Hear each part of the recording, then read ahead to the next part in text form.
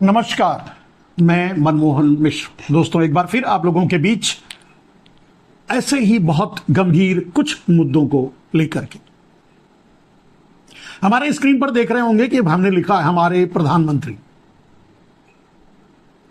और ये हमने लिखा है हमारे प्रधानमंत्री राहुल गांधी के लिए, नरेंद्र मोदी के लिए नहीं। नरेंद्र मोदी तो हमारे प्रधानमंत्री कभी थे ही नहीं, वो तो गुजरात के प्रधानमंत्री थे।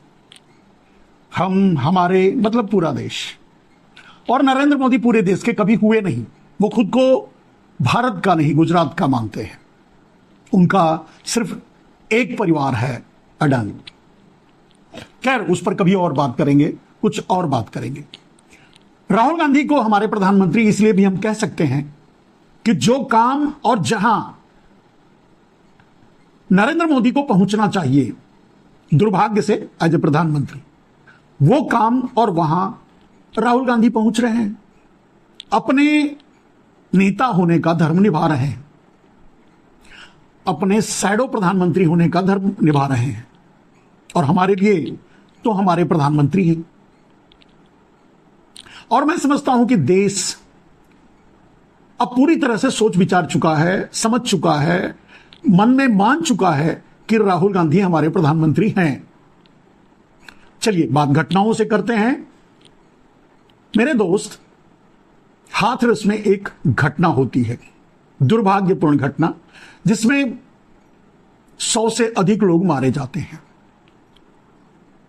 भीड़ एक दूसरे को मार डालती है। अब उसे भीड़ कहेंगे या भेड़, यह आप तय कीजिए। यह आरोप मैं भीड़ पे नहीं लगा रहा हूं, लेकिन यह सच है कि उसे भीड़ कहेंगे या भेड़, आगे समझिए। एक ठग, कोई भी एक ठग, ये कोई भोले बाबा गोले बाबा जो अभी अभी जिसके पंडाल में जाने पर इतने लोग मारे गए, सिर्फ ये बात नहीं है, सभी भगवाधारी या बिना भगवा के ही सूट बूट पहनकर कोई भी अच्छा बोलना जानता है, बड़े अच्छे से झूठ बोल लेता है, क्योंकि जो प्रवचन देगा वो झूठ ही होगा, वो सच तो हो ही नहीं सकता।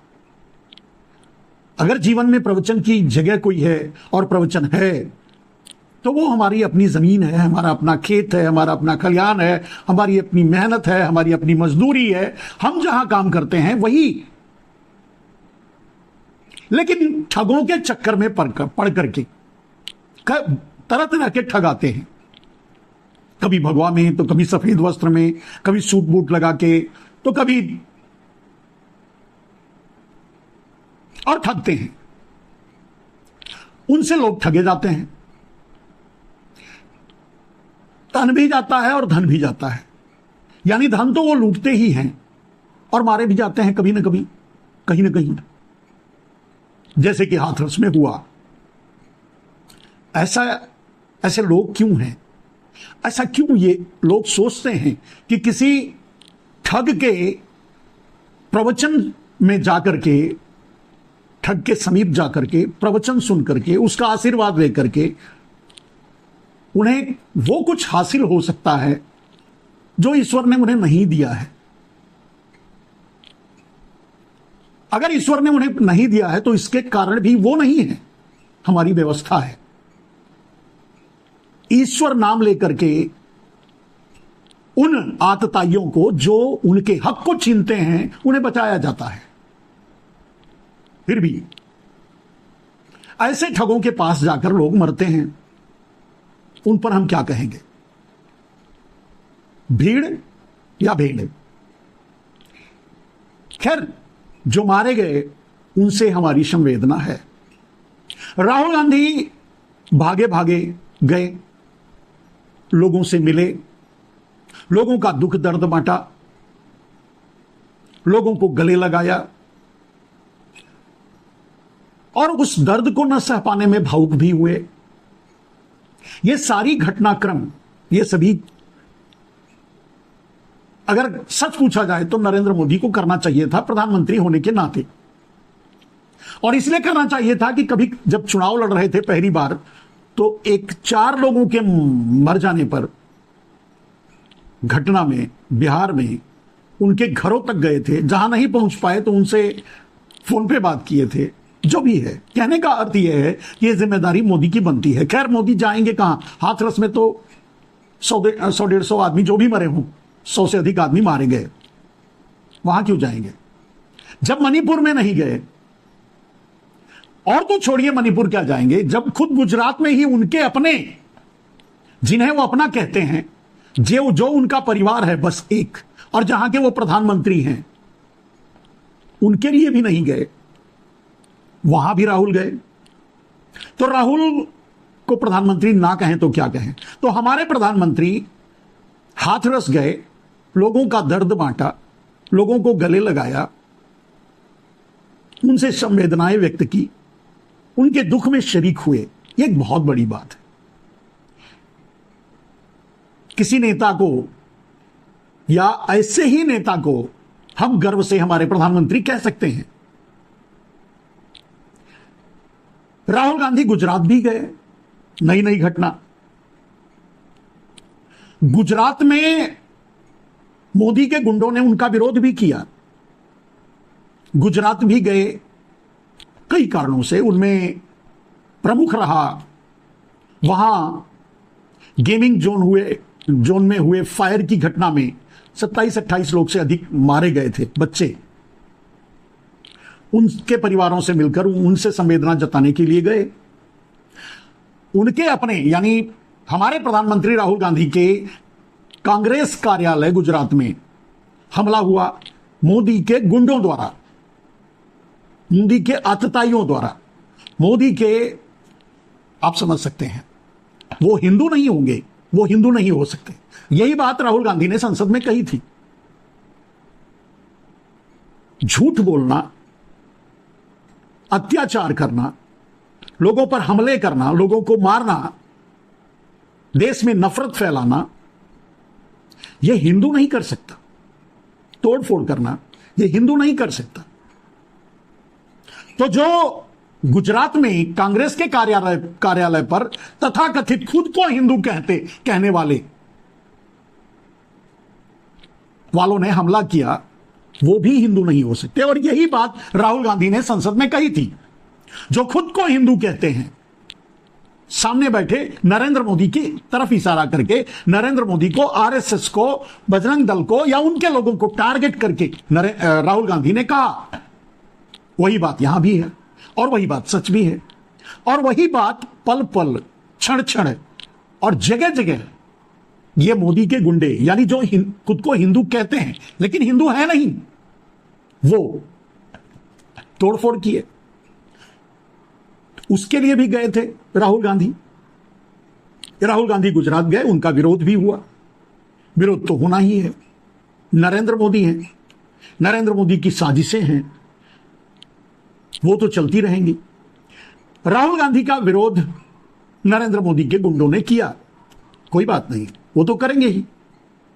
वो हिंदू नहीं है, वो कभी हिंदू नहीं हो सकते। और वैसे नरेंद्र मोदी भी हिंदू नहीं है, यह बात मैं नहीं, राहुल गांधी संसद में कहा, नहीं नहीं नहीं, आप हिंदू नहीं हैं। आरएसएस, बीजेपी हिंदुओं की ठेकेदार नहीं है। बिल्कुल सच है, और जगह जगह यह बात साबित भी हो रही है। तो नरेंद्र मोदी हिंदू नहीं है, इस बात को आगे चल करके मैं आपको बताऊंगा कैसे और क्यों। लेकिन अभी तो जो सामने है वो आप देख रहे हैं कि जो हिंदू नहीं है, जो खुद को हिंदू कहते हैं, वो राहुल गांधी का विरोध कर रहे थे गुजरात में, करते रहे। राहुल गांधी ने शायद भाषण भी दिया, सभा भी की, और सभा में उन्होंने चैलेंज किया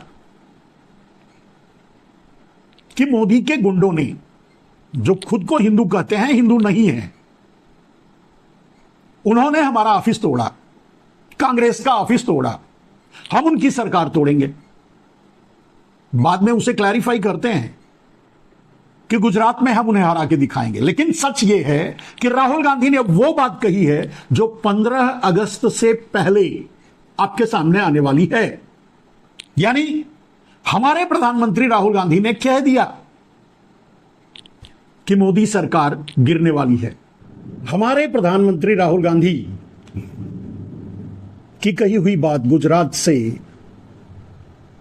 काफी मायने रखते हैं। और मेरे दोस्त, कुछ दिनों के अंदर की ही घटनाएं हैं, उसे आप ध्यान से देखिए और सोचिए।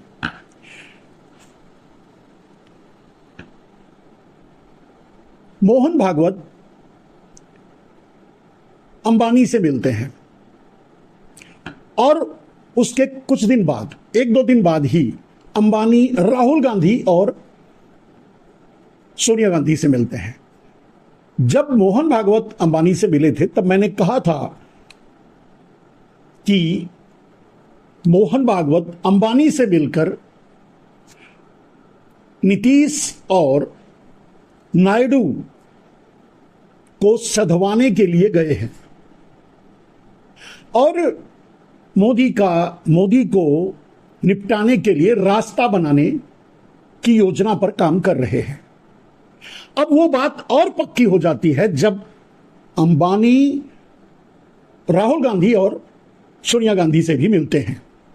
अब राहुल गांधी सिर्फ राहुल गांधी नहीं है, सांसद राहुल गांधी नहीं है, विपक्ष के नेता राहुल गांधी हैं। सिर्फ यही नहीं, वो हमारे प्रधानमंत्री राहुल गांधी हैं। और प्रधानमंत्री इसलिए भी कि जो काम प्रधानमंत्री को करना चाहिए वो राहुल गांधी कर रहे हैं। तो जो काम करे वही प्रधानमंत्री है, हो सकता है। नरेंद्र मोदी तो अडानी के चौकीदार हैं, वो अपनी चौकीदारी में मस्त हैं और उसी काम में व्यस्त हैं। मेरे दोस्त, अब इन मुलाकातों का सिलसिला और इसका मायने, इसके मतलब आपके सामने बहुत जल्द आने वाले हैं। नरेंद्र मोदी की राजनीति का पूर्ण विराम 15 अगस्त को हो जाएगा। 2 तरह से, 3 तरह से, जो भी मानिए। पहली बात तो नरेंद्र मोदी खुद, यह अंदर की बात है, नरेंद्र मोदी खुद वादा कर चुके हैं मोहन भागवत से कि वो 15 अगस्त के बाद मार्गदर्शक मंडल में चले जाएंगे इस्तीफा देकर के। दूसरी बात, मोहन भागवत को इस बात का भरोसा नहीं है, इसलिए वो चक्रव्यूह रचना में लगे हुए हैं नरेंद्र मोदी से निपटने के लिए। नरेंद्र मोदी की बातों पर मोहन भागवत को जरा भी भरोसा नहीं है। और तीसरी बात, आप ये मुलाकातों का दौर देख रहे हैं, राहुल गांधी का एग्रेशन भी देख रहे हैं, राहुल गांधी का प्रेम आम आदमी के प्रति देख रहे हैं, नरेंद्र मोदी का लगाव, प्रेम, गठजोड़ देश के भ्रष्टाचारियों, दुराचारियों, व्यभिचारियों और अडानी से, वो भी आप देख रहे हैं।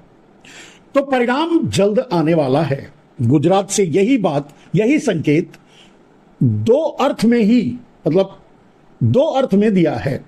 उन्होंने जो कहा है कि मोदी के गुंडों ने हमारा ऑफिस तोड़ा है, हम मोदी की सरकार तोड़ेंगे। एक गुजरात के आगे आने वाले चुनावों को लेकर और दूसरा 15 अगस्त के पहले नरेंद्र मोदी को सत्ता से हटाने को लेकर। दोस्त, वैसे देश और देश का आम आदमी नरेंद्र मोदी को इस बार वोट नहीं किया है, सत्ता से हटा चुका है। बेईमानी, फरेब और चंडीगढ़ की स्टाइल में जो जीत हासिल नरेंद्र मोदी की है, उसके कारण देश के दुर्भाग्य से प्रधानमंत्री तो बन गए, लेकिन प्रधानमंत्री का जलवा, प्रधानमंत्री की धमक, प्रधानमंत्री का काम, प्रधानमंत्री का एटीट्यूड, अब सब कुछ शिफ्ट हो गया है राहुल गांधी में। आपने बड़े ध्यान से सुना होगा संसद में नरेंद्र मोदी की बचकानी बातें, बिना सिर पैर की बातें। राहुल गांधी ने मुद्दे से हटकर एक भी बात नहीं की और नरेंद्र मोदी मुद्दे की एक भी बात नहीं की। यही दोनों के बीच का अंतर है। राहुल गांधी देश के लिए हैं, आपके लिए हैं, हमारे लिए हैं, गरीब के लिए हैं, मजदूर के लिए हैं, छोटे बड़े सभी के लिए हैं। नरेंद्र मोदी अडानी के लिए हैं, अंबानी के लिए हैं और किसी के लिए नहीं है। और सच पूछा जाए तो सिर्फ और सिर्फ अडानी या अडानी जैसे माफियाओं के लिए है। और वो चीज अब आपको गुजरात से ही दिखाई देने लगी है, अंबानी की मुलाकातों से, राजनीतिक मुलाकातों से। खैर, इन सब बातों से आगे बढ़कर के एक चीज आपको नरेंद्र मोदी की साजिशों का और नरेंद्र मोदी के असर का जो आगे इस देश पर होगा, उस पर एक बात आपको समझनी होगी।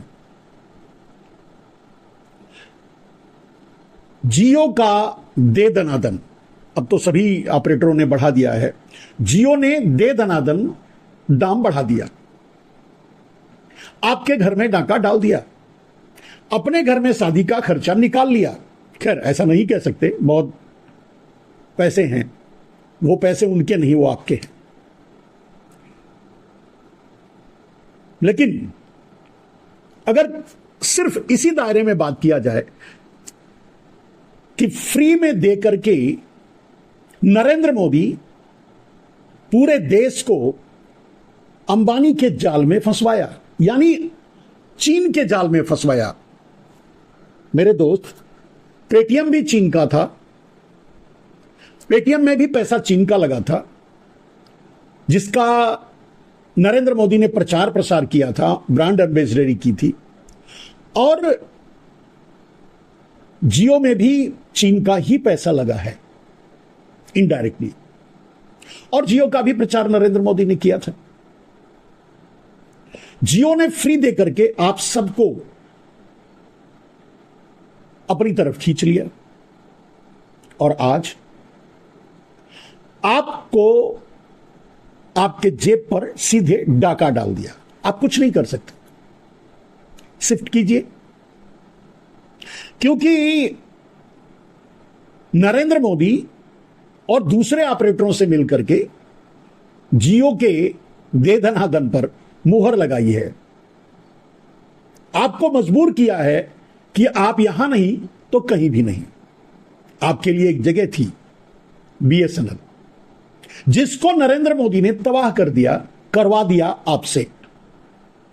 हालांकि उस लूट में 5 लाख करोड़ का नरेंद्र मोदी ने घोटाला किया था, चीन को फायदा पहुंचाया था वोल्टी के जरिए, आपसे वोल्टी मोबाइल खरीदवा करके, क्योंकि आपको जियो का दे दनादन लेना था, फ्री वाला। अब लीजिए फ्री।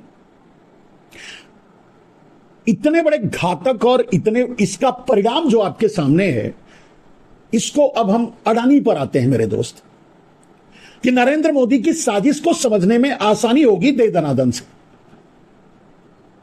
आज नरेंद्र मोदी ने अडानी को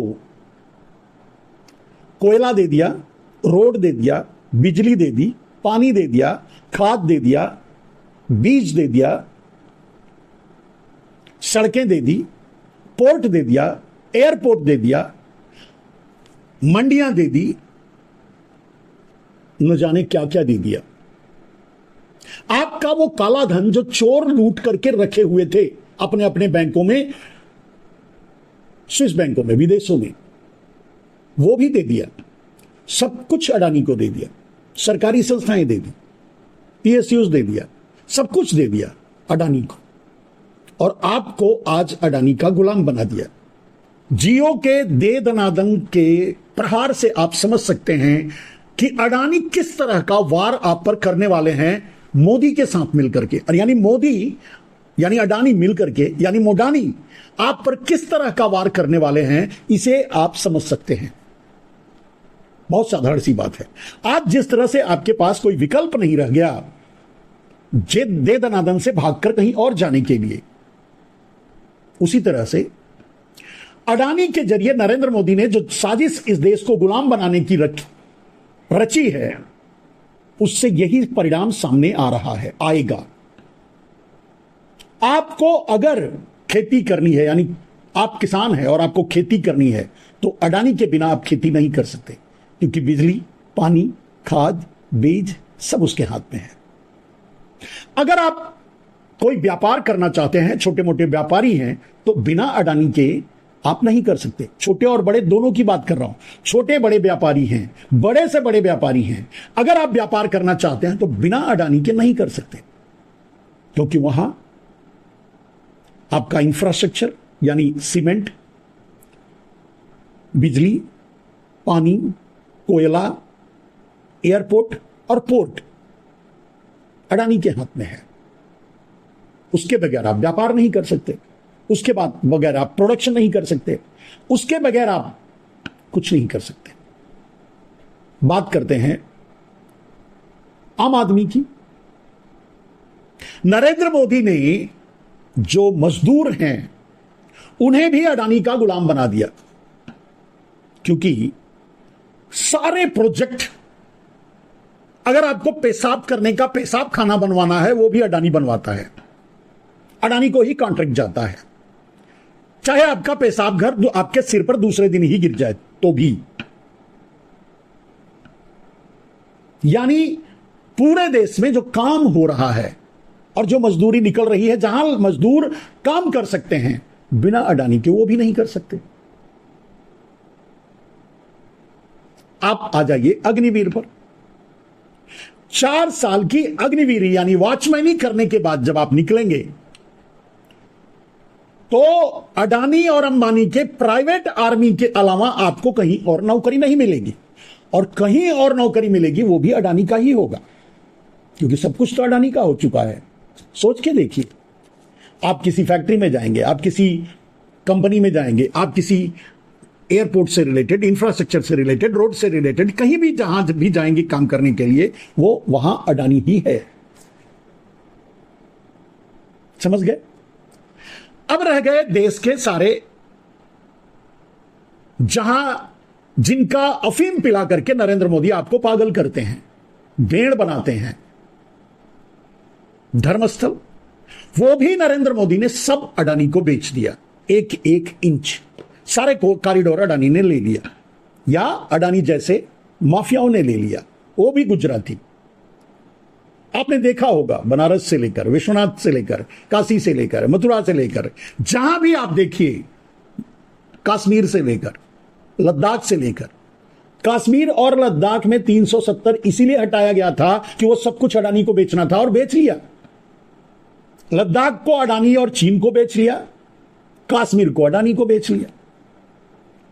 आप तो नहीं गए जम्मू और कश्मीर में रहने अभी तक, वहां के पंडित लोग भी नहीं गए जो निष्कासित थे, जो वापस आ गए थे, भाग के आ गए थे, वो भी नहीं गए रहने के लिए। लेकिन अडानी सब कुछ खरीद लिया। कहने का अर्थ है मेरे दोस्त कि आप गुलाम बन चुके हैं। अब उसको समझने के लिए दे दनादन से समझ लीजिए। चलिए, कल से आप सोचना शुरू कर दीजिए कि आप, दे दनादन ने आपको ठगा, पहले आपको मुफ्त में डेटा दिया और अब जो है लूट रहा है, तो उसको सबक सिखाना है, तो जाओगे कहां?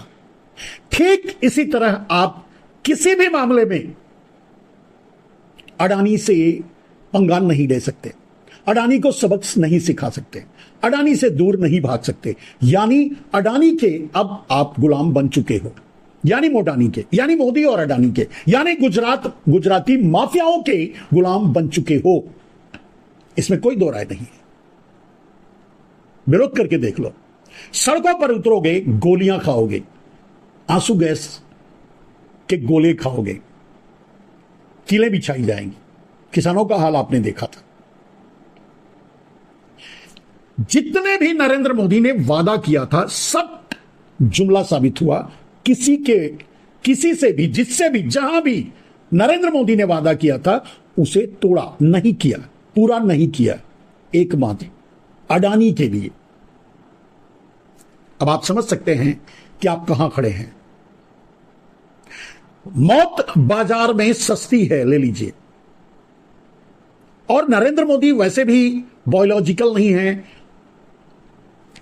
उनके लोगों के कहने का मतलब कि वो तो विष्णु के अवतार हैं, तो अगर मौत दे रहे हैं स्वीकार कीजिए चुपचाप, और मोदी के नारे लगाइए। आपके पास कोई रास्ता बचा नहीं है मेरे दोस्त। इसीलिए मैं कहता हूं, हमारे प्रधानमंत्री को प्रधानमंत्री बनाइए, देश बचाइए, लोकतंत्र बचाइए, संविधान बचाइए, लोगों का बिजनेस बचाइए, लोगों की रोजी रोटी बचाइए, अपनी दाल रोटी बचाइए, अपने आप को बचाइए, अपनी चमड़ी बचाइए, अपनी दमड़ी बचाइए। अगर इस देश को बचाना है, अपने आप को बचाना है, तो मोदी से मुक्ति पाइए, हमारे प्रधानमंत्री राहुल गांधी को प्रधानमंत्री बनाइए। खैर, यह हमारी आकांक्षा है, लेकिन शायद अब वो पूरी होने वाली है। 15 अगस्त का इंतजार हमें भी है, आपको भी है, राहुल गांधी को भी है, और हमारे नरेंद्र मोदी को भी है। यही उनकी मंशा थी, यही उनकी महत्वाकांक्षा थी, यही उनकी सबसे बड़ी मांग थी अपने संगठन में, कि हमें एक बार और, हम कह चुके हैं लाल किले से कि हम अगली बार भी भाषण देंगे, तो दे लेने दीजिए। बस उसके बाद नरेंद्र मोदी अपना वादा पूरा करते हैं, या मोहन भागवत को नरेंद्र मोदी हटाते हैं, या नरेंद्र मोदी को मोहन भागवत हटाते हैं। हमारी तो बस यही मनोकामना है, हमारी तो बस यही एक इच्छा है, हमारी तो बस यही एक सलाह है। हमारे प्रधानमंत्री राहुल गांधी को देश का प्रधानमंत्री बनाइए, एक ऐसे व्यक्ति को जो हर किसी के दुख दर्द में शामिल होना चाहता है, होता है, सुनता है, समझता है और आपके लिए लड़ता है बिना डर के। बोलिए, निर्णय लीजिए, डरिए मत और डराइए भी मत। अगर हिंदू हैं, बताने की जरूरत नहीं, हिंदू हैं हम, वो नहीं जो हिंदू खुद को कहते हैं लेकिन दूसरों पर अत्याचार करते हैं, झूठ बोलते हैं, लोगों को मारते हैं, देश में नफरत फैलाते हैं। वो नहीं, वो हिंदू नहीं है। और कम से कम नरेंद्र मोदी तो बिल्कुल हिंदू नहीं है यार। एक हिंदू साजिश रच करके गोधरा कांड नहीं करवा सकता, हजारों लोगों को मरवा नहीं सकता सिर्फ मुख्यमंत्री बनने के लिए। एक हिंदू हमारे सैनिकों की बलि नहीं चढ़ा सकता पुलवामा में खुद को एक बार फिर से प्रधानमंत्री बनाने के लिए। एक हिंदू कभी नफरत नहीं फैला सकता, कभी घृणा नहीं फैला सकता, कभी लोगों के हकों को छीन नहीं सकता। एक हिंदू कभी किसी को मरते देख नहीं सकता, बिखरते टूटते देख नहीं सकता। नरेंद्र मोदी देख रहे हैं मणिपुर को। एक हिंदू कभी अपनी जमीन बेच नहीं सकता, अपना जमीर बेच नहीं सकता। पूरा देश बेच रहे हैं नरेंद्र मोदी। कैसे हो सकते हैं हिंदू? हिंदू वही है जो दूसरों का दुख दर्द समझे। वो हिंदू कभी नहीं हो सकता जो दूसरों को दर्द देता हो और दर्द देकर विदेश में बैठकर बड़े आराम से ये कहता हो शादी है, मरनी करनी है, पैसा नहीं। इतना बड़ा क्रूर आदमी हिंदू कैसे हो सकता है? इसलिए नरेंद्र मोदी तो हिंदू हो ही नहीं सकते। यह आपकी मर्जी है। जितने दिन तक आप ये नहीं समझेंगे कि नरेंद्र मोदी हिंदू नहीं है, उतने दिन तक आपको मुक्ति नहीं मिलेगी नरेंद्र मोदी से। पहचानिए, हिंदू कोई विजिटिंग कार्ड नहीं है, हिंदू शब्द कोई विजिटिंग कार्ड नहीं है। अपने आप को हिंदू कहकर लोगों पर अत्याचार करने वाले हिंदू हो नहीं सकते। यही आपको समझना है। आप सोच कर दिखाइए। राहुल गांधी ने एक बहुत सटीक और स्पष्ट वक्तव्य दिया था कि नरेंद्र मोदी, आरएसएस और बीजेपी हिंदू नहीं हो सकती। अपने आप को हिंदू कहते हैं लेकिन नफरत फैलाते हैं, घृणा फैलाते हैं, तोड़फोड़ करते हैं। उसको मोड़ने की कोशिश की नरेंद्र मोदी ने। वो कैसे हिंदू हो सकते हैं? और उनका परिचय गुजरात के उनके अपने गुंडों द्वारा कांग्रेस पार्टी के कार्यालय के अटैक से आप समझ सकते हैं। राहुल गांधी के गुजरात में विरोध से आप समझ सकते हैं। वो हिंदू कभी नहीं हो सकते। मैंने कहा मेरे दोस्त, राहुल गांधी के शब्द एकदम सटीक थे। जो खुद को हिंदू कहते हैं वो हिंदू नहीं है, और जो हिंदू हैं उन्हें हिंदू खुद को कहने की जरूरत नहीं है, क्योंकि सच ये है मेरे दोस्त कि पूरी दुनिया हिंदू है। हिंदू एक आचार है, हिंदू एक विचार है, हिंदू एक संस्कार है, हिंदू एक सभ्यता है, हिंदू मानवता है। बहुत बड़ा, जितना भी शब्द ढूंढते जाइए और जोड़ते जाइए वो हिंदू है। व्यभिचारी, दुराचारी, भ्रष्टाचारी, बलात्कारी, देशद्रोही, देश बेचने वाला, लोगों को बेचने वाला, लोगों को मौत बांटने वाला कभी हिंदू नहीं हो सकता।